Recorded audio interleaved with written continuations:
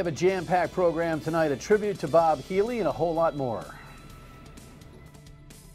The Dan York State of Mind program is brought to you in part by Lookout Rhode Island and Taco Comfort Solutions. There's also a controversy coming out of North Carolina that folks here, even in New England, want you to step out against, and we'll hear a perspective on that a little bit later on in the program. Thanks for joining my State of Mind. It's a pleasure and an honor to have you aboard. We're going to hustle here because there's a lot of stuff going on. In our rundown, we'll touch base on a couple of those things. It is amazing to me that this governor's tin ear has resurfaced in the way that it has. You know, she didn't write the campaign, but my goodness, she is responsible for it. It's been a bad couple of days. My question is, does she know? Here's headline number one. When you look at a headline like that with your morning coffee and your horns are being chopped, you know, Providence, Newport, Reykjavik, you know what this is all about? This is the next headline that kind of explains the whole thing. So there is a We Are Rhode Island video that is encompassed in the middle of what has been a confounded, very undetailed and frankly underfunded marketing campaign, and this little piece of video is in it. Unfortunately, that's not Rhode Island. You might be scratching your head saying, where's that building? It's not in Rhode Island, it's in Iceland. And it turns out the local ad agency that was commissioned as a subcontractor to put all the materials together from the local chambers and the like just threw that one in to fill it. The kid is a Rhode Islander, you know, skateboarding in Reykjavik, Iceland. People picked it up and said, hey, that's not Rhode Island. And now it's like, oops, sorry, no big deal. Well, it is a big deal. And frankly, if I'm the governor, I say, you know what, whatever we've paid you so far will be enough. Send us all your material and get out. But accountability doesn't seem to be a thing the governor likes to do. She likes to talk about it, but she doesn't like to do. And of course, here's the logo that is the reported foundation of the entire marketing campaign, which has, to say it's been underwhelming Rhode Islanders would be an understatement. And today, member of the Commerce Board, Carl Wadenston, the guy who's the one who voted against 38 Studios years back, stepped out and asked the governor to scratch that logo and start from the beginning. Go back to the drawing board. Tell them, you know, it's not flying mustard. Let's get something we can all rally behind, because the governor is doing such great things at so many venues here. You have so many venues, and I tell this story to everybody I meet with the lean initiatives, with the empowerment of people. We're trying to reduce waste. Let's get to tourism. Let's get business. Let's wrap our head around this so we can all sing in unison the Rhode Island logo, like I love New York. Let's have our logo. Let's have whatever that is that we can all stand behind. I give Carl credit. He stepped out and said, listen, we made a mistake, let's scratch it. It's a $500,000 mistake. That's what we paid Mr. Glasser, who did I Love New York 40 years ago. Seemingly a one-hit wonder, seems to me. Anyway, here's the bottom line here is that the governor is aloof on these kinds of things, and she has to be shaken for her to understand that there's a problem. That's not because she's dumb. That's because her people protect her and insulate her to the point where they're running two different campaigns. Now she's in Glamour magazine, I guess, with her husband. We'll show that to you tomorrow. There's the fortune list that she made. She's running a national campaign for her professional career while she's not managing Rhode Island extremely well. And you know what? Those two roads are going to cross, and when they do, I think it's going to go boom. And she better start paying attention. More on that as we go over the next week or two. We'll see what kind of reaction she brings to her board members' request to kill the logo. In the meantime, there was a pot vote conversation going on in Rhode Island yesterday, and we're actually moving toward a referendum issue here in Rhode Island on legalizing marijuana, not just decriminalizing it, but you know, making it, I don't know, like you buy your beers and your booze. Headline here, medical marijuana advocates protest Vermont proposals. That's recent. That's yesterday, in fact. Yes. The proposals on the medical marijuana are to tag more taxes and fees. That's the governor's idea. I think she's going to walk away from that. But the bigger conversation is like we have here in Vermont. Check out this deal. Vermont is about to vote on legalizing marijuana, and this gentleman, Andrew Friedman, who was on our program yesterday, is from Colorado. He visited Rhode Island yesterday and is going to Vermont today to talk to them about the real story in Colorado. I feel very comfortable with delivering the message of, you know, this is your guys' decision of where you want to go from here, but it helps us all if we start to make better decisions on how we do it. And the more we create a coalition of thinking through the next 3 steps, I think the better off we're all going to be. 3 steps about whether you ought to be advertising it. There's all sorts of details that Colorado has learned about their initiative. What's fascinating about Vermont's potential vote is that they'd be the first legislature to legalize marijuana. All the other states have voted, like in referendum. And in Rhode Island, the governor is apt and the House Speaker is apt to want to punt to us. There's the Colonel of the State Police, of course, Steve O'Donnell, testifying against the idea. Most law enforcement does. But it's going to be pretty fascinating. My guess is this will not make the cut in this legislative session, but 2017 is right around the corner. We got some problems when it comes to hospitals and economy here. Memorial is bleeding. Lifespan is cutting 122 jobs. That's a big problem. Care New England has now got a new layoff at 58. And of course, Care New England previously had talked about eliminating the you say that 3 times fast, obstetrics program, you know, the babies. And that's caused a whole hullabaloo. I promise you that over the next week or 2, we will bring in as many experts as we can on this particular matter. You know, the healthcare industry is in constant turmoil and shakeup. Obamacare has a lot to do with it, but just individual customer preferences and trends in the healthcare industry in terms of medicine and drugs and all that kind of stuff have all to do with these very complicated scenarios. So we will try to dig into these headlines a little bit more and try to get you a better understanding as to what is going on. On the national front, I told you this at the beginning.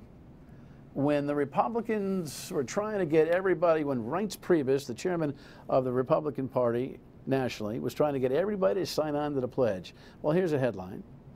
Donald Trump, revoking vows, says he won't support another GOP nominee. By the way, and here's more, there's another headline here, the Washington Post, none of them will. I watched Anderson Cooper struggle with these guys on CNN last night, and nobody will stand up for the other guy now. It's a complete mess.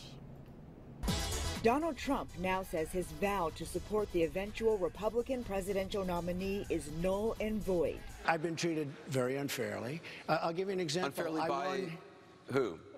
I think by basically the RNC, the Republican Party, the establishment. Trump may not be alone. Ted Cruz and John Kasich won't say if they'll give their support either. If the nominee is somebody that I think is really hurting the country and dividing the country, I can't stand behind them. The latest controversy dividing the Republican Party is Trump's refusal to fire his campaign manager after he was charged with simple battery. There is a fireable offense.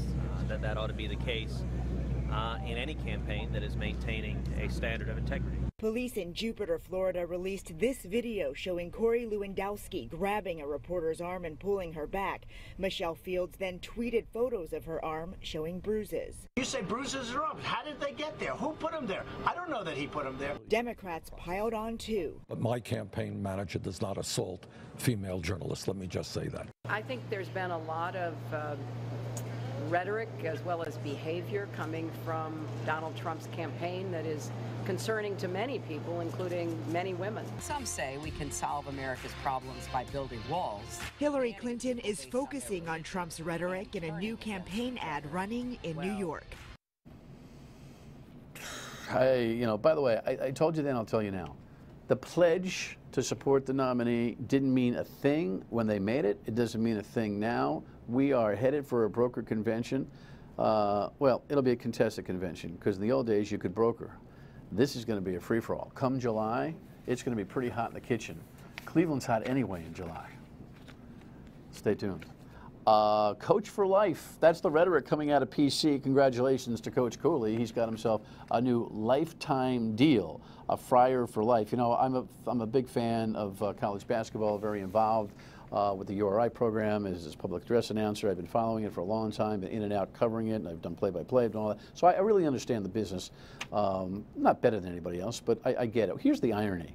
The irony when you make a deal like this with Coach Cooley, and all power to the relationship. I'm not judging the relationship. Obviously, he's earned his keep, right? But he says, or PC says, you know what? He's our coach for life, which then puts them in a place where they're going to have a hard time walking away from that. But Coach Cooley, despite whatever is in this private agreement that we can't see, I promise you, will have a buyout clause to walk away from it. And that's just the imbalance. When the coaches become so popular that they own the university, in a way, figuratively, that's the way the game goes. It's an interesting one. I'm hoping that Coach Cooley is here for life, but I can promise you the language in the contract doesn't demand it. All right, in the meantime, terrible loss, surprise loss last week when perennial candidate, Cool Moose creator, Bob Healy passed away in his sleep suddenly. We're going to miss him. Often guest on the Dan York Show, on radio and here. And I noticed in my travels and reading that a local man had penned off a new song to kind of commemorate him. And Mark is here, Mark Stoutzenberger. You wrote a Cool Moose song, did you not? I did. And you were moved to do it. How and why?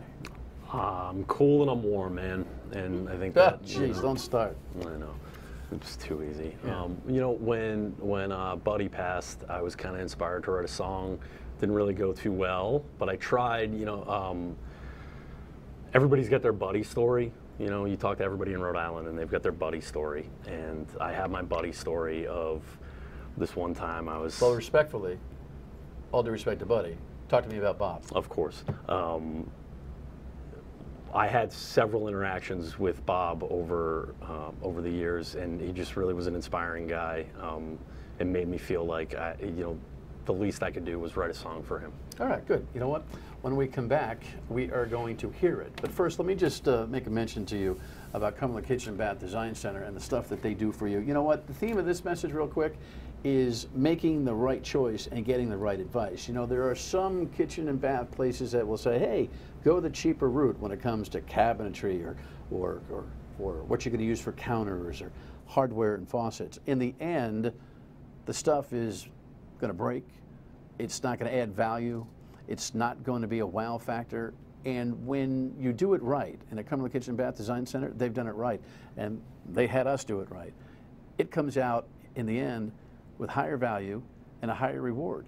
So be careful. Don't let the folks who are underselling you convince you to buy the cheap stuff. It's not just about saving money. It's about long-term success with your project, long-term value, and long-term enjoyment at Cumberland Kitchen and Bath Design Center. Right back with Mark's song. Stay with us.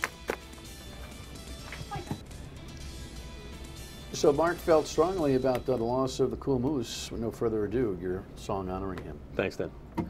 First time I saw you, I was a kid and I didn't know a thing.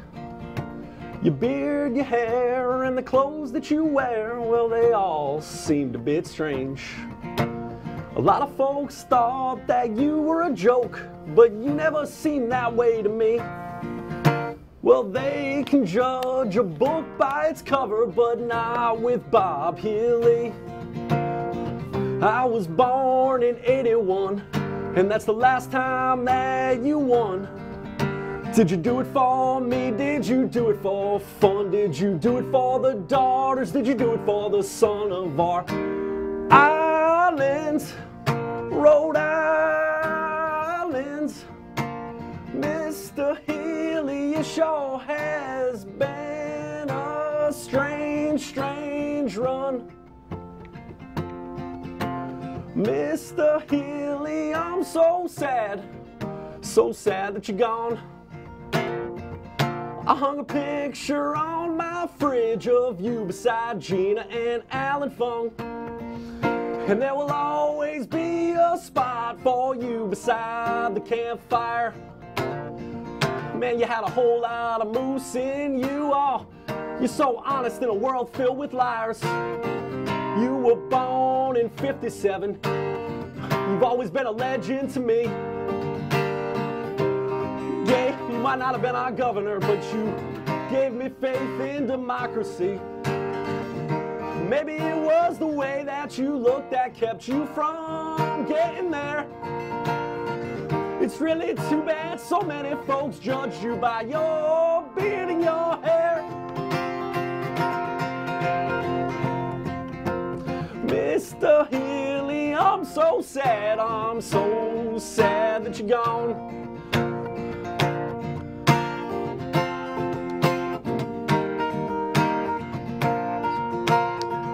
And there will always be a spot for you beside the fire. You've got more moose in you than all these other liars. You were born whenever you were, but you're probably not that different than me. Maybe it was a different war, or somebody else on the scene of our islands, Rhode Island. Mr. Healy, I'm so sad that you're gone.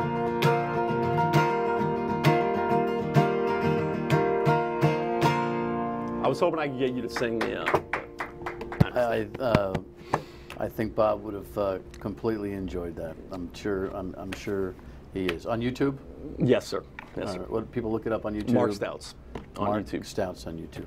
Mark, thanks. We'll have you on the radio. We'll and thanks to Bob for everything. I mean, honestly, inspiring me to be involved with politics. I mean, he really did. And I'm actually kind of getting a little teary-eyed because he honestly inspired me to be involved with politics. I'm glad you shared that. Thank you. Thanks. We come back, a controversy in North Carolina and how we react to it here. Stay with us. You know, I saw this story the other day. I thought, well, what in heaven's name, really? Look at this headline here. Major companies press North Carolina on law curbing protections from bias. Second headline.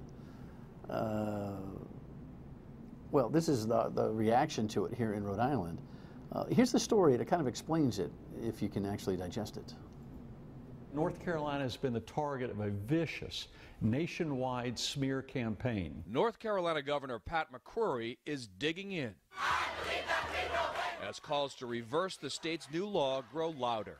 With last week's approval of House Bill 2, North Carolina passed legislation that prohibits local governments from creating their own ordinances to protect the gay and transgender community.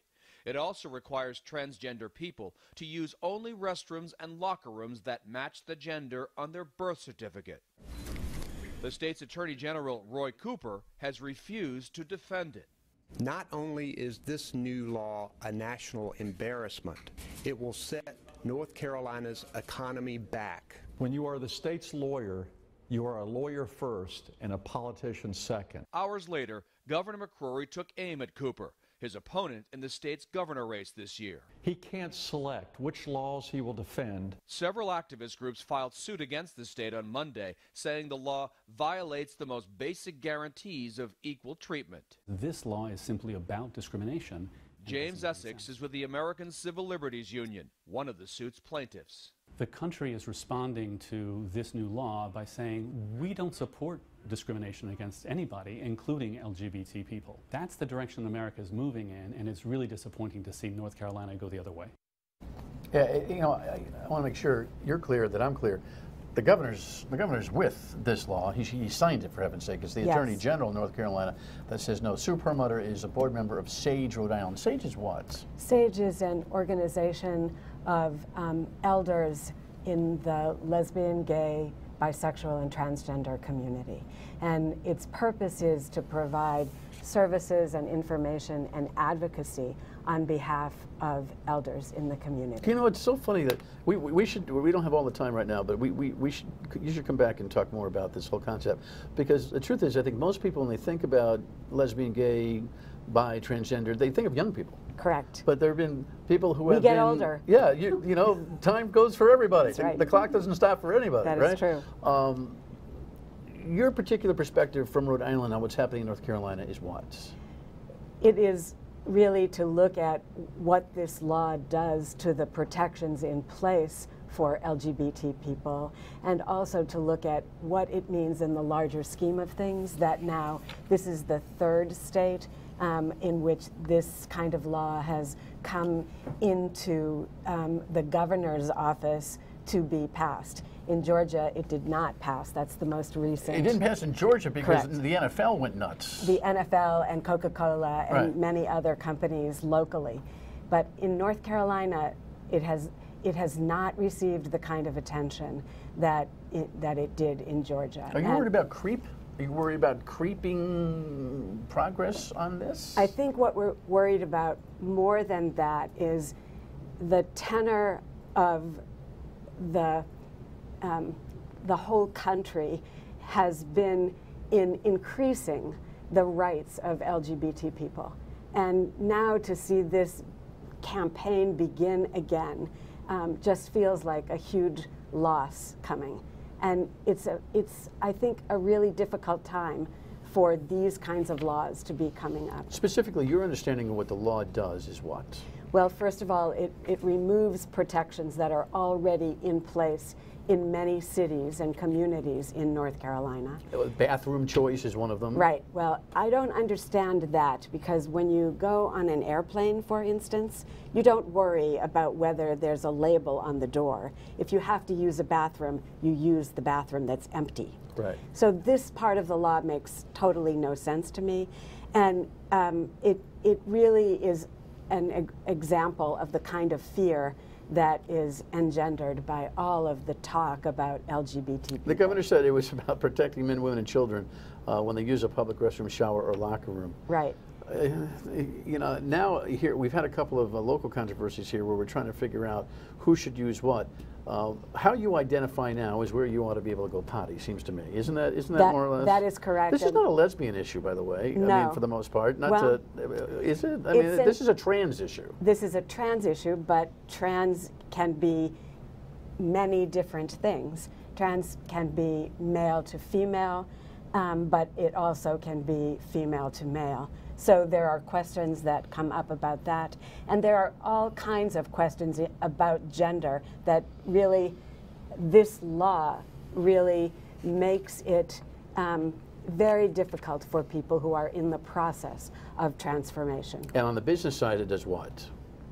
On the business side, it forces employers to remove protections that they have long held in place.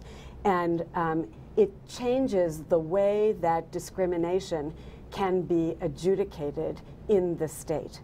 So businesses are very worried that many potential candidates for jobs will not even come to North Carolina. All right, so what do you want Rhode Islanders to do about what's happening in North Carolina? We submitted this press release because we really are hoping to appeal to Rhode Islanders' sense of justice, the same sense of justice that allowed marriage equality to finally succeed in Rhode Island, that allows Rhode Island citizens to see that LGBT people are their neighbors and family members and friends, and that we deserve the same rights as anybody else. Are you headed to North Carolina for protests or the like, or are you asking people to write emails and letters? What is it? What's the specific call to action? We're urging people to write emails and to make phone calls to the governor's office in North Carolina. Saying what? We're not going to party on the beach there anymore? That might be one thing. Mm-hmm. But more than that, it's really to say we really object to this law and what it does to our fellow citizens. Interesting. We'll have you back. We'll talk more about it. I appreciate you checking in. It's just strange. It just seems to be countercultural almost at this point. So I agree. Yeah, it's all right. Doesn't mean I've gone way left. It just means maybe I'm getting older. Sue and I are getting older. I'll be right back with the last words, folks. Sometimes I scratch my head. I mean, what is North Carolina thinking? I guess you got to be from North Carolina to understand what they're thinking. Weigh in if you'd like. K-Mac, Kevin McNamara from the Providence Journal Sports section will talk about Cooley's lifelong deal and March Madness as we wind down to the Final Four and more. We'll see you tomorrow and on the radio at noon on WPRO. Good night.